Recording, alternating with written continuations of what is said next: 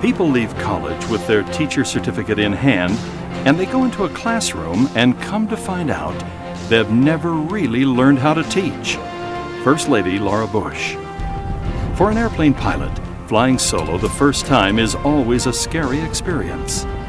As flying is for the beginning pilot, so is teaching for the beginning teacher when they first face a classroom alone. Knowing what to expect ahead of time provides a comfort level for either profession. I would tell the new teachers that you don't learn it all in one day. It's a long process that it takes, and you get so overwhelmed sometimes when you see everything that you have to do. But then after a while, a lot of it just starts coming naturally. Without proper readiness, too many beginning teachers leave teaching before really getting their careers off the ground. Within 5 years, we lose 50%. Now, it depends upon which study you read, but 50%. Think of all the money they put into their undergraduate training. And there's some evidence that the 50% that are leaving are some of our best and most talented. And they are not leaving for more money in the outside sector. They are leaving because of discipline, stress of managing today's classroom with today's kids with so many different needs. This issue of the Video Journal of Education gives the beginning teacher useful strategies for launching rewarding careers through proactive classroom management. Part 1 of the series presents winning strategies for bonding and connecting with students, bonding practices, and procedures and routines for beginning teachers. The second videotape, Part 2, will have additional proactive classroom management strategies that will give the beginning teacher license and know-how to not only get off the ground, but soar into a fulfilling career, inspiring young people to become successful citizens and lifelong learners.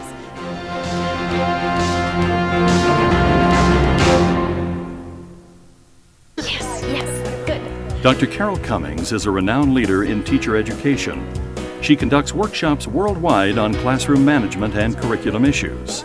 Dr. Cummings has written over 15 books and is an adjunct professor of education at Seattle Pacific University. Back in 1994, a wonderful team of researchers took a look at all of the research that has direct influence on learning in the classroom, i.e., what's going to cause scores to go up like this. And you know what's right up there in number 1? What has the greatest Classroom impact? management. Yes, more so than any of these other factors. And we're going to Establishing effective classroom management practices immediately as the school year begins is of utmost importance for not only a beginning teacher, but for any teacher. The successful planning for classroom management considers time, space, and behavior. Bonding and connecting is essential for students to have a sense of belonging with their teachers and peers. Get to know your kids. Find out what makes them laugh, find their interests, let them know that you care, and you've got them right then and there. When kids feel bonded and connected, when they feel like they're part of a community, I count. I like to call it the 3 C's. I can, I care, I count. When those 3 C's are in place, they're more likely to be with you. To manage a classroom, rather than control it through boss management, winning the students over, not winning over them, is essential. Winning them over, not winning over them. You see the subtle difference? Because I know if I can win them over, they're going to be with me on whatever the task is, more likely than if it's an adversarial relationship.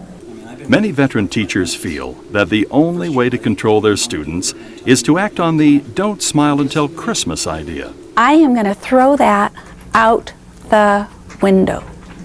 First of all, do you know what's the most important thing we know of for keeping kids in school and practicing healthy behaviors? What keeps them from turning to gangs, from turning to drug, from turning to alcohol, from aggressive behavior, from violence? A large study was published in the Journal of the American Medical Association to find out what keeps teenagers out of trouble.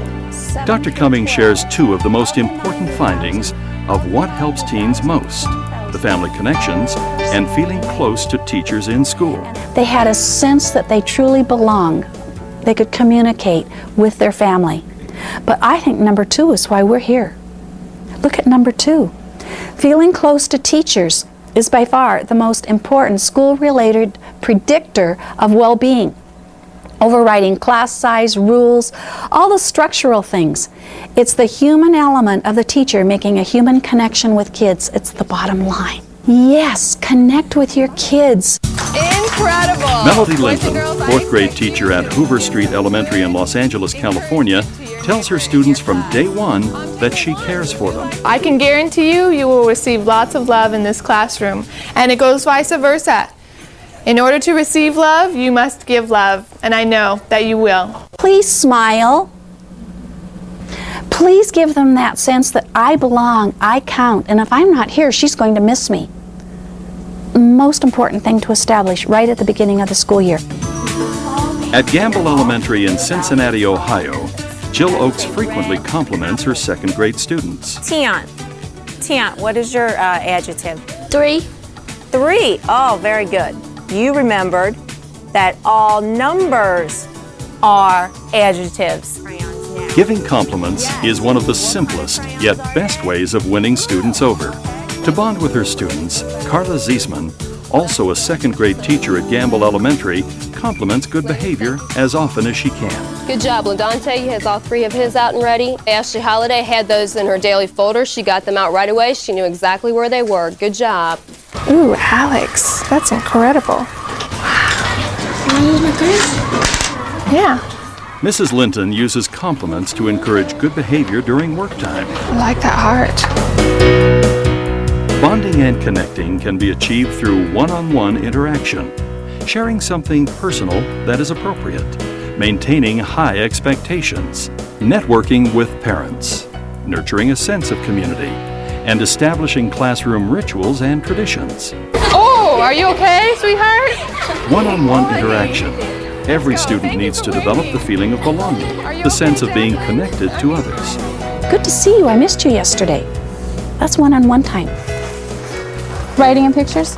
Brenda Stingley, 5th grade teacher at Briar Elementary in Briar, Washington, marks credit for homework using a clipboard. This way she visits with each student one-on-one. I just walk around with my clipboard. I'm clipboard cruising, and it's just a real quick check. And then if a student, for example, has forgotten their homework or they left it at home or it's not finished, they can just tell me quickly in the ear, this is why. Sharing something personal, creating a bulletin board or other display that reveals the teacher's personal interests will break the ice with his or her students. When I'm working with my new teachers at the university, I ask them to prepare a biographical letter, autobiographical, and have that as the first activity. If you don't know your students, here's an example. Dear students, I'm looking forward to beginning a great year with you. Let me tell you a little bit about myself. Ma, I got a letter from my new teacher. Mrs. Linton sends a letter to the homes of her students just before the school year starts. Read it to me. Let's see what it says. Okay. Sharing something personal like this immediately begins the bonding and connecting process in a powerful way. Dear Mrs. Linton, On the first day of class, Mrs. Linton turns the same idea around and has her students create a letter to go back to her. when you're done, go ahead and put your letter on here so that I can learn more about you. Just like you learned about me. Then your first writing sample from your students is a letter back from them. Okay. Veteran teachers like Brenda Stingley often purposely share information about themselves in the course of their lessons. Okay, let's just take a peek at our schedule so you know what to expect today. First of all, how many of you saw the Mariners game? Did any of you see Jeter and what he thought of each hero? What did you see? What did you see? Oh, I saw Jeter when it bounced out of his mitt, then it reached out and caught it. It was a whole 30 seconds.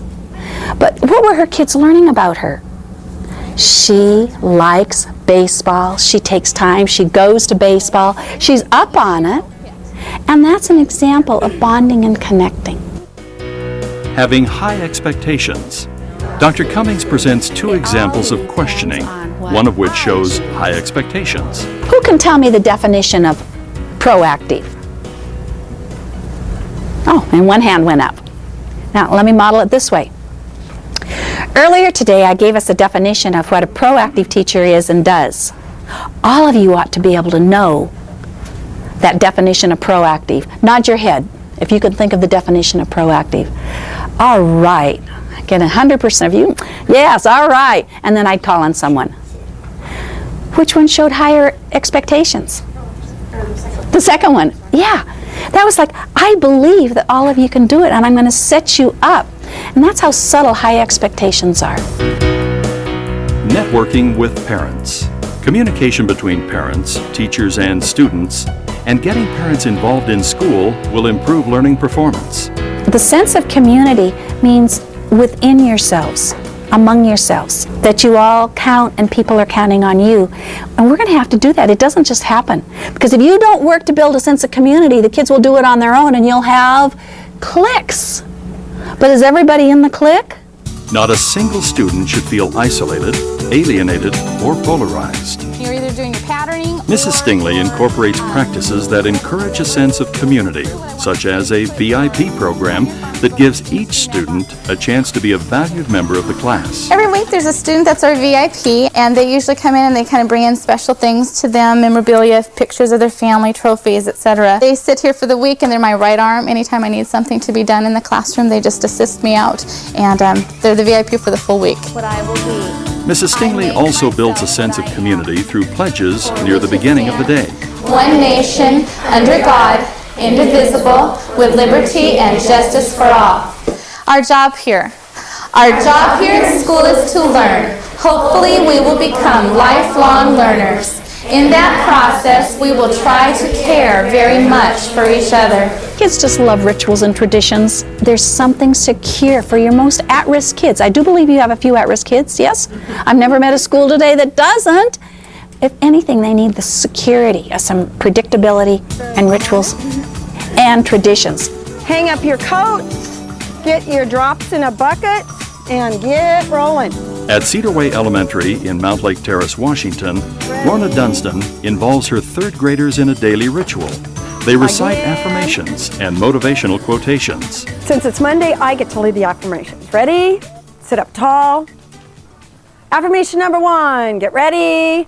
I choose to take care of My business and myself. Are you going to do that today? Yes. Are you sure? Yes. Let's read a couple of our quotes. Let's go for the red quote. Ready? All you will ever be, you are now becoming. Let's switch the yous to I's. Ready? All I will ever be, I am now becoming. Let's go to number 2, the yellow one. Ready? If you think you can, you can. If you think you can't, you're right. Does that have to do with things that you do at home? Yes. How about math? Yes. Reading? Yes. Art? Yes. Yeah, is it important to think positively? Yes. Let's change it to I. Ready? If I think I can, I can. If I think I can't, I'm right. How many are going to think positively today?